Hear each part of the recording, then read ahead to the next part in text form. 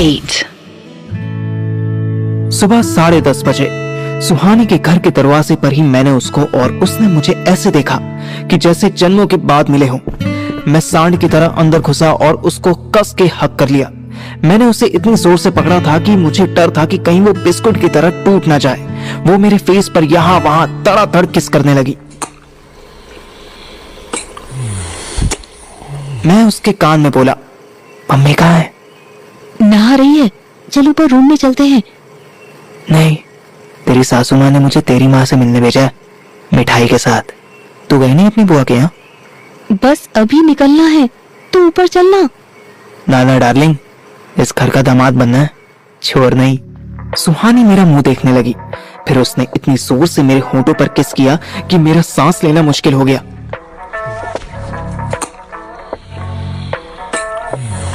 वो मुझे छोड़ना ही नहीं चाहती थी और मेरा बस चलता तो उसे शर्ट की जेब में डालकर अपने साथ ले जाता, पर दोनों ही बातें इम्पॉसिबल थी। मैंने जबरदस्ती उसको ऊपर उसके रूम में भेजा और नीचे हॉल में बैठकर गुंजा आंटी का इंतजार करने लगा। सुहानी ऊपर जाते जाते बाथरूम के बाहर बोल कर गई, मम्मी, पार्थिव आया है, राज आंटी ने भेजा है।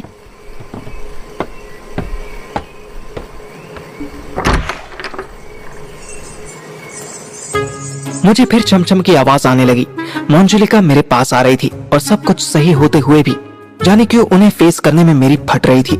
उनको देखते ही मैंने एक फेक स्माइल पास की।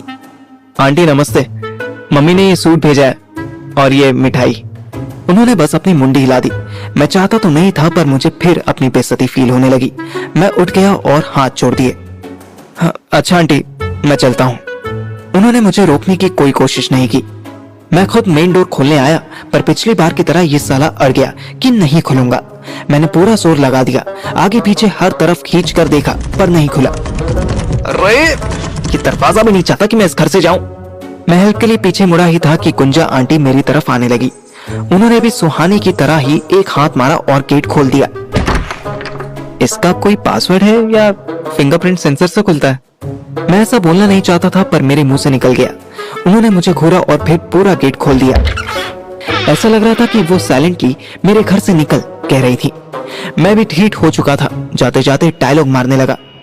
कॉलेज में टॉप 3 पोजीशन लेने के लिए सुहानी को कांग्रेचुलेट करना भूल गया था। प्लीज आप कह देना। तुम नहीं सुधरोगे। मैं बिगड़ी कब आंटी? हाँ, इस बार 3 से 5 पोजीशन पर आया हूँ, बट मास्टर्स में मैं ही टॉप करूंगा, प्रॉमिस। तुम मास्टर्स भी करोगे?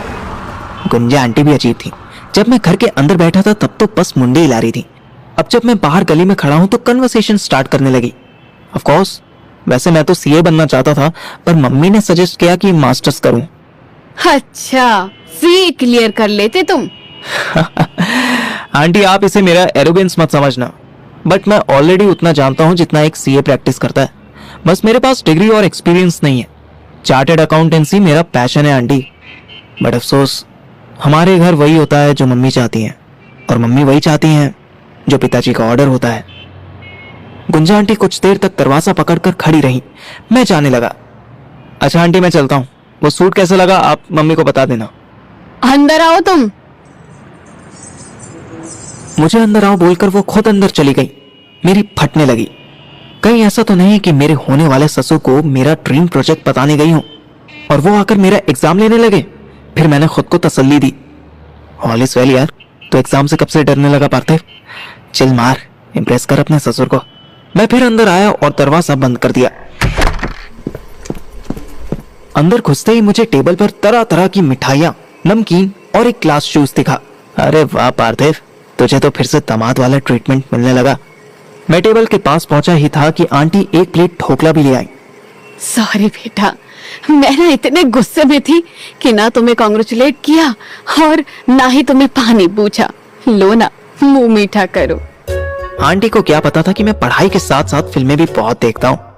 मैंने उन्हें इम्प्रेस करने के लिए एक काजू कतली उठाई और उन्हें खिलाने लगा। अरे पहली बधाई तो सुहानी की मम्मा को बनती है ना। आफ्टर ऑल आपने उसका इतना ध्यान रखा है, तभी तो वो अच्छा स्कोर कर पाई। चलिए मुंह खोलिए, आ करिए आ। अरे मैंने उन्हें मिठाई खिलाई तो वो स्माइल करने लगी। ऐसी थोड़ी अमिताभ बच्चन कहते हैं कि कुछ मीठा हो जाए। अब फॉर्मेलिटी में उनको भी मुझे मिठाई खिलानी पड़ी। हाँ हाँ, अपनी सासू माँ के कोरे कोरे हाथों से दोड़ा बर्फी खा के मजा आ गया। वैसे वो भी मुझे काजू कतली खिलाती तो ज्यादा अच्छा होता। एनीवेज, अब मैं सीरियस बात पर आना चाहता था। आंटी, आपने मुझे अब तक जो भी कहा वो सब मेरे लिए आपके आशीर्वाद जैसा है। बड़ों की बात का बुरा मानना बैड मैनर्स होते हैं, ऐसा मम्मी कहती हैं। अब आप मुझे वो बात बताइए जो आपको परेशान कर रही है। वो मेरी तरफ क्यूट पांडा की तरह देखने लगी, फिर उठी और बेडरूम में चली गई। वापस आई तो उनके हाथ में एक फोटो फ्रेम था। उसमें गुंजा आंटी के साथ एक हैंडसम आदमी चश्मा लगाए किसी पहाड़ी पर खड़ा था। ये सुहानी के पापा हैं, देखो इन्हें।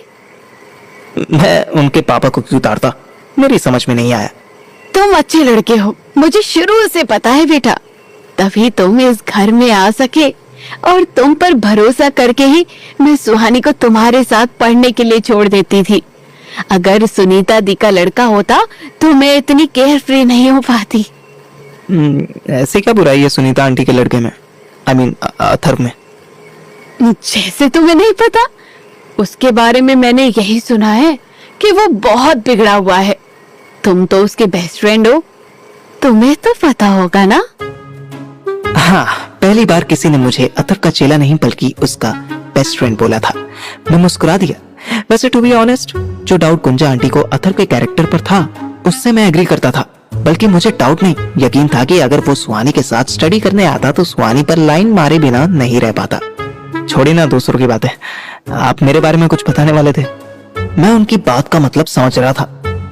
आपने मुझे ये दिखाने के लिए अंकल की फोटो दिखाई है ना कि वो कितने हैंडसम है और मैं कितना जोकर दिखता हूँ। गुंजा आंटी का चेहरा शर्म से लाल हो गया। बताओ कितने भले घर की लेडी थी वो, जोकर को जोकर कहने में शर्मा रही थी। बेटा, तुम्हारे अंकल को ना अच्छे दिखने वाले, पढ़े लिखे, खूब पैसा कमाने वाले लड़के ही पसंद आते हैं। छी, अंकल को लड़के पसंद आते हैं? थैंक गॉड मैं सुंदर नहीं हूँ। कुछ कहा तुमने? नहीं आंटी, आप कंटिन्यू करो।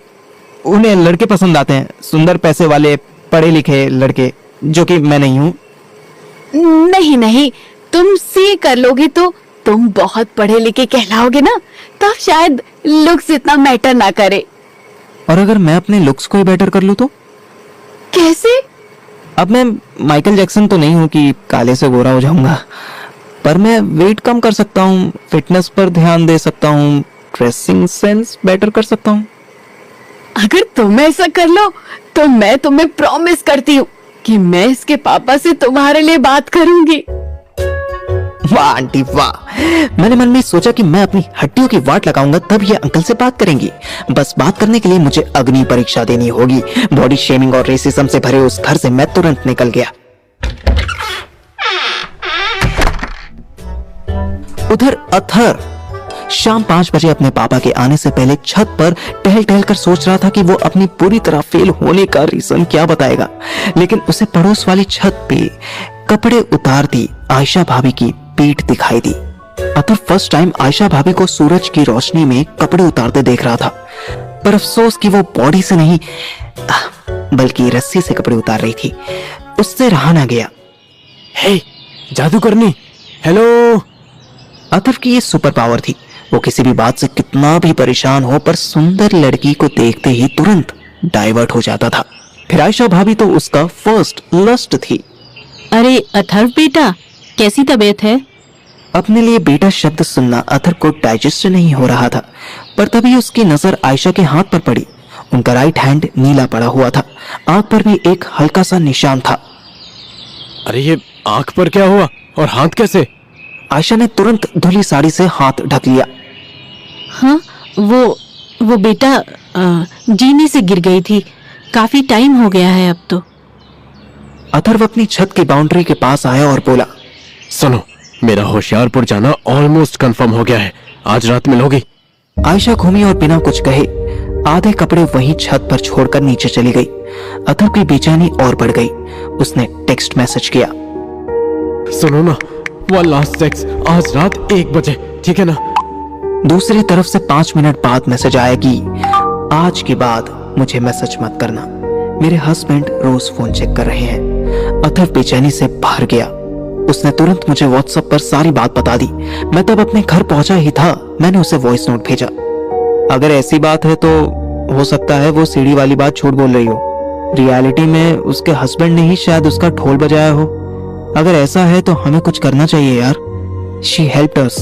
She helped me to get rid of that fucking situation. हमें कुछ करना चाहिए।